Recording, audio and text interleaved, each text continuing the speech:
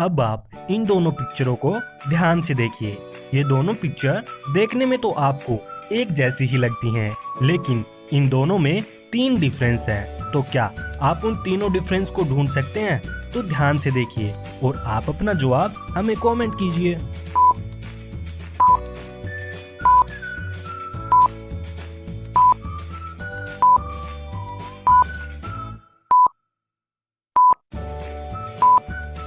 तो चलिए दोस्तों, इसका जवाब जानते हैं। इनमें पहला डिफरेंस यहाँ है, दूसरा डिफरेंस यहाँ है और तीसरा डिफरेंस ये रहा। मुंबई शहर में एक खतरनाक किडनैपर था। उसी किडनैपर की चपेट में बबीता जी भी आ जाती हैं। वह उसे एक अंधेरे रूम में बंद कर देता है। वह किडनैपर ऐसा था कि वह किडनैप हुए व्यक्ति से कोई भी पैसा नहीं लेता था, बल्कि उससे एक पहेली पूछता था। अगर उसकी पहेली का कोई जवाब दे देता है तो वह उसे छोड़ देता है, नहीं तो उसे उसी रूम में बंद कर देता है। तो वह बबीता जी के पास आता है और उससे पहेली पूछता है। हम हर जगह जीत मांगते हैं, पर ऐसी कौन सी जगह है जहां पर हम सब हार मांगते हैं? बबीता जी ये पहेली सुनकर सोच में पड़ जाती है, क्योंकि उसने ऐसी पहेली कभी नहीं सुनी थी। तो दोस्तों, क्या आप बबीता जी की मदद कर सकते हैं इस पहेली का जवाब देकर? तो ध्यान से सोचिए और आप अपना जवाब हमें कमेंट कीजिए।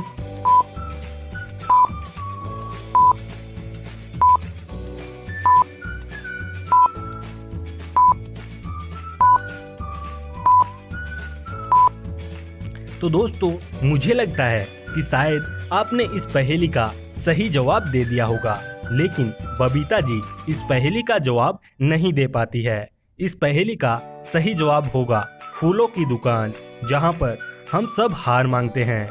पहेली का जवाब न देने के कारण वह किडनैपर बबीता जी को वही रूम में बंद करके चला जाता है। उस रूम से आज तक कोई भी व्यक्ति जिंदा बाहर नहीं गया है। तभी बबीता जी देखती हैं कि उसके सामने 3 दरवाजे हैं। पहले दरवाजे के पीछे एक दिन से भूखा शेर है। अगर बबीता जी इस दरवाजे से जाएगी तो शेर उसे कच्चा चबा जाएगा। दूसरे दरवाजे के पीछे 1895 का किलर है, जिसने अभी तक 100 लोगों को मार चुका है। और तीसरे दरवाजे के पीछे बिजली का बहुत तेज करंट है।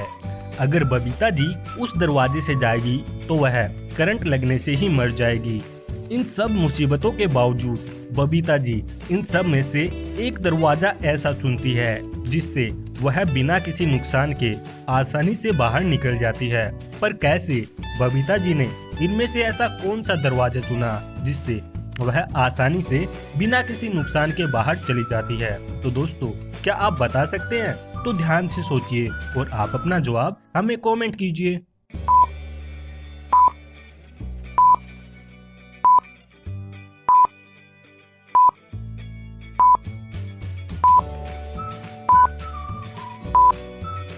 तो चलिए दोस्तों, इसका जवाब देखते हैं। बबीता जी इनमें से दूसरे नंबर वाला दरवाजा चुनती है, क्योंकि हमने आपसे कहा है कि इस दरवाजे में 1895 का किलर है और उसने करीब 100 लोगों को मार दिया है। लेकिन किलर 1895 का है, तो अब 2020 तक वह मर चुका होगा। इसी से बबीता जी बिना किसी नुकसान से इस दरवाजे से बाहर चली जाती है। अब आप इस पिक्चर को ध्यान से देखिए और हमें बताएं कि इस पिक्चर से किस लड़की का नाम बनता है। तो ध्यान से सोचिए और आप अपना जवाब हमें कमेंट कीजिए।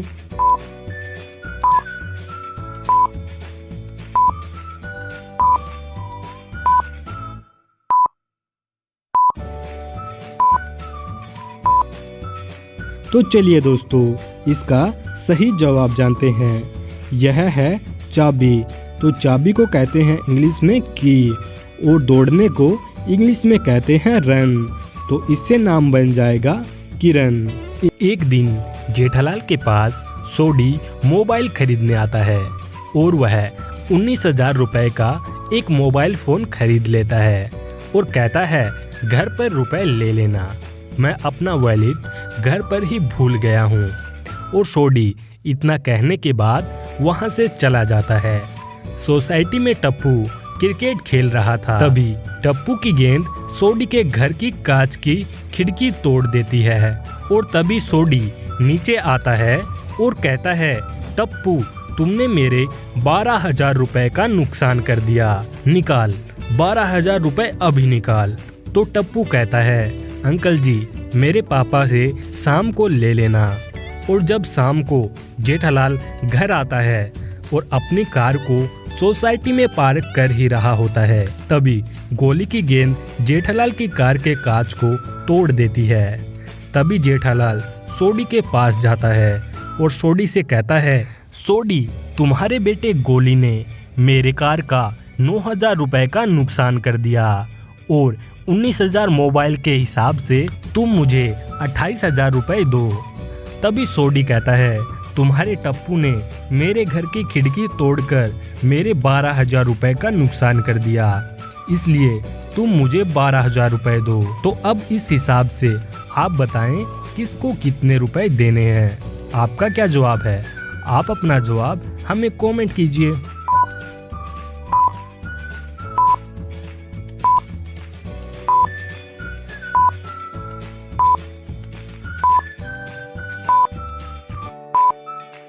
तो चलिए दोस्तों, इसका सही जवाब देखते हैं। जेठालाल सोडी के 19,000 फ़ोन के और 9,000 कार के नुकसान के पैसे मांगता है। इस हिसाब से जेठालाल कुल 28,000 रुपये सोडी से मांगता है और वहीं सोडी जेठालाल से 12,000 रुपये खिड़की का नुकसान हुआ उसके मांगता है। तो इस हिसाब से 28,000 में से अगर हम 12,000 माइनस करेंगे तो जेठालाल सोडी के 16,000 रुपये मांगता है। सोडी जेठालाल को 16,000 रुपये देने से मना कर देता है और वहां से भाग जाता है। जेठालाल भी सोडी का पीछा करता हुआ उसके पीछे पीछे जाता है, लेकिन जैसे ही जेठालाल उसका पीछा कर रहा था तभी जेठालाल कहीं पर रुक जाता है। वह देखता है कि मुझे यहाँ पर कुछ गड़बड़ लग रही है। लेकिन दोस्तों, क्या आप बता सकते हैं कि जेठालाल को यहाँ पर क्या गड़बड़ लग रही है? तो अब आप इस सीन को ध्यान से देखिए और हमें बताएं कि जेठालाल को इस सीन में क्या गड़बड़ लग रही है।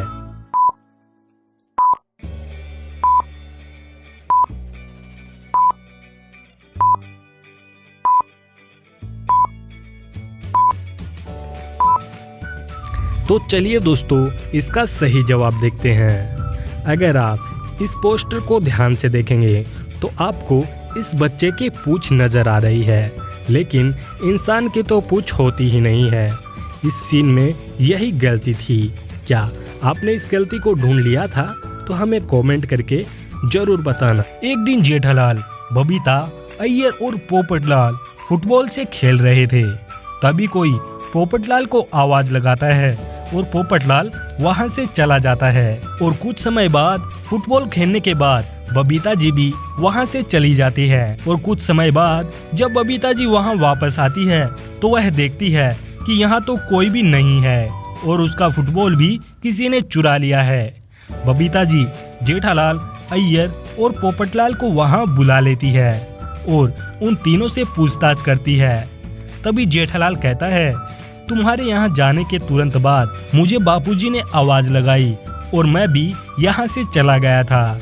और तभी पोपटलाल बताता है, मैं तो तुम सबके सामने ही यहाँ से चला गया था। मुझे नहीं पता कि बबीता जी का फुटबॉल किसने चुराया है। और फिर अय्यर कहता है, मैंने तो फुटबॉल यहीं रख दिया था और मैं यहाँ से चला गया था।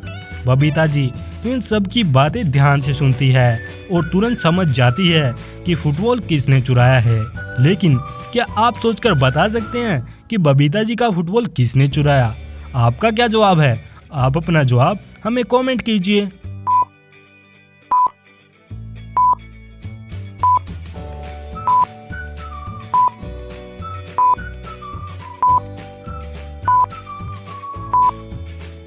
चलिए दोस्तों, इसका सही जवाब देखते हैं। बबीता जी का फुटबॉल पोपटलाल ने ही चुराया है। कैसे? आइए समझते हैं। जब पोपटलाल को किसी ने आवाज लगाई थी तब पोपटलाल अपना छाता यहीं पर भूल गया था। और जब पोपटलाल अपना छाता लेने यहाँ वापस आया तो पोपटलाल ने देखा यहाँ तो कोई भी नहीं है। यहाँ बबीता जी का फुटबॉल भी पड़ा हुआ है और पोपटलाल अपने छाते के साथ उस फुटबॉल को भी उठाकर ले गया। तो बबीता जी पोपटलाल के छाते को देखकर ही समझ जाती है कि यही चोर है।